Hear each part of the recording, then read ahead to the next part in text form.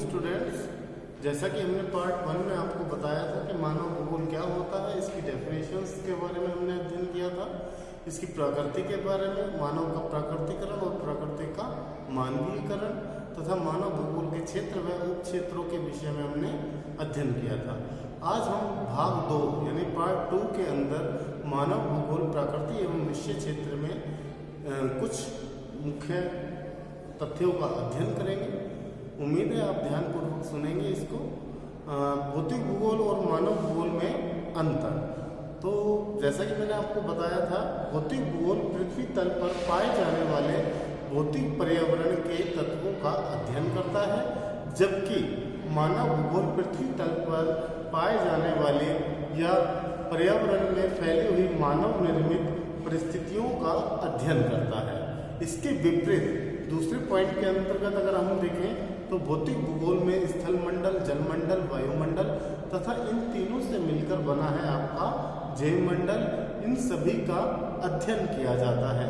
जबकि मानव भूगोल के अंतर्गत मनुष्य के सांस्कृतिक परिवेश का अध्ययन किया जाता है कि वो किस परिवेश में, यानी वो कैसे कल्चर को अपना रहा है, किस तरीके के वातावरण में रह रहा है, इन सभी बातों का अध्ययन किया जाता है। इसके विपरीत है आर्थिक भूगोल के उपक्षेत्र। आर्थिक भूगोल यानी जो भी हमारे रोजगार से संबंधित क्रियाकलाप होते हैं, जिससे हम अपने जीवन यापन को सुचारू रूप से चलाते हैं, उनके विषय में है। तो सबसे पहले आता है संसाधन भूगोल, कृषि भूगोल, उद्योग भूगोल, विपणन भूगोल, पर्यटन भूगोल, अंतर्राष्ट्रीय व्यापार का भूगोल। विपणन भूगोल का अर्थ होता है कि किसी भी वस्तुओं का आदान प्रदान करना। विपणन यानी एक वस्तु से दूसरी वस्तु का निर्माण किस तरीके से किया जाए, कच्चे माल की उपलब्धता को पर्याप्त मात्रा में पहुंचाना विपणन कहलाता है। इसके विपरीत निश्चयवाद और संभववाद में अंतर कीजिए। तो जैसा कि हमने मानव भूगोल का प्राकृतिकरण और प्रकृति का मानवीयकरण के विषय में जाना था, तो ये वही है निश्चयवाद और संभववाद। निश्चयवाद के अनुसार मनुष्य के समस्त कार्य पर्यावरण द्वारा निर्धारित होते हैं, जबकि संभववाद के अनुसार मानव अपनी पर्यावरण में परिवर्तन करने का सामर्थ्य रखता है। इस विचारधारा के समर्थक रेडसेल, हम्बोल्ट व हंटिंगटन थे, जबकि संभववाद विचारधारा के समर्थक विडाल डी ला विलास तथा फैब्रे थे। यह एक जर्मन विचारधारा, कौन सी, निश्चयवाद, और संभववाद आपकी फ्रांसीसी विचारधारा है। इसके बाद आता है आपका मानव भूगोल के कुछ उप क्षेत्रों का वर्णन, यानी आर्थिक भूगोल, सांस्कृतिक भूगोल, सामाजिक भूगोल, जनसंख्या भूगोल, ऐतिहासिक भूगोल, राजनीतिक भूगोल इत्यादि। ये सभी आपके मानव भूगोल के कुछ उप क्षेत्र हैं। भौतिक भूगोल किसे कहते हैं? भौतिक भूगोल पृथ्वी तल पर पाए जाने वाले भौतिक पर्यावरण के तत्वों का अध्ययन करता है, अर्थात इसमें स्थल मंडल, जलमंडल, वायुमंडल तथा इन तीनों से मिलकर बना आपका जैवमंडल सम्मिलित है। आर्थिक भूगोल में मानव की आर्थिक क्रियाओं तथा प्राकृतिक वातावरण आदि के साथ मनुष्य के संबंधों का अध्ययन किया जाता है। संसार के विभिन्न क्षेत्रों में अपनी भौतिक आवश्यकताओं की पूर्ति के लिए मानव धरातल पर रहकर कुछ न कुछ क्रिया प्रतिक्रिया करता है।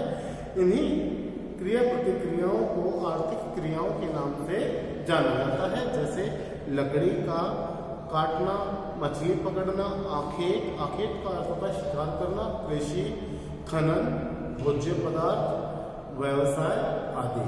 इसके बाद आता है आपका क्रमबद्ध भूगोल, क्रमबद्ध भूगोल और प्रादेशिक भूगोल।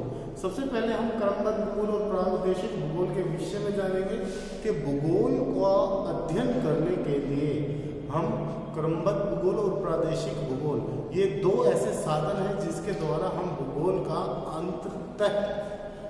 अंदर तक जानकारी प्राप्त कर सकते हैं। क्रमबद्ध का मतलब हो गया क्रम से, और प्रादेशिक का मतलब हो गया पूरे एक प्रदेश का। तो सरल शब्दों में अगर हम बात करें तो क्रमबद्ध भूगोल में किसी एक विशिष्ट भौगोलिक तत्व का अध्ययन किया जाता है।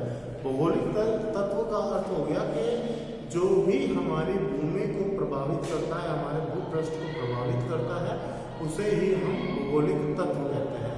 मान लीजिए टेम्परेचर, का अगर हम अध्ययन कर रहे हैं तो एक भौगोलिक तत्व का अध्ययन किया जाता है क्रमबद्ध भूगोल के अंदर। इसके बाद आता है क्रमबद्ध भूगोल अध्ययन का एकांकी रूप प्रस्तुत करता है। एकांकी का मतलब यानी एक ही तत्व का एक समय में अध्ययन किया जाता है और अत्यधिक अलग से किसी तत्व का अध्ययन नहीं किया जा सकता। क्रमबद्ध भूगोल में अध्ययन राजनीतिक इकाइयों पर आधारित होता है। क्रमबद्ध भूगोल किसी तत्व विशेष के क्षेत्रीय वितरण, उसके कारणों और प्रभावों की समीक्षा करता है। क्रमबद्ध भूगोल में किसी घटक जैसे जलवायु, मिट्टी, प्राकृतिक वनस्पति या वर्षा की मात्रा के आधार पर विभिन्न प्रकार और उप प्रकार निर्धारित किए जाते हैं। इसके बाद आता है प्रादेशिक भूगोल। प्रादेशिक भूगोल में किसी एक प्रदेश का सभी भौगोलिक तत्वों के संदर्भ में एक इकाई के रूप में अध्ययन किया जाता है। प्रादेशिक भूगोल अध्ययन का समांकांकी रूप प्रस्तुत करता है। प्रादेशिक भूगोल में अध्ययन भौगोलिक इकाइयों पर आधारित होता है। प्रादेशिक भूगोल किसी प्रदेश विशेष के सभी भौगोलिक तत्वों का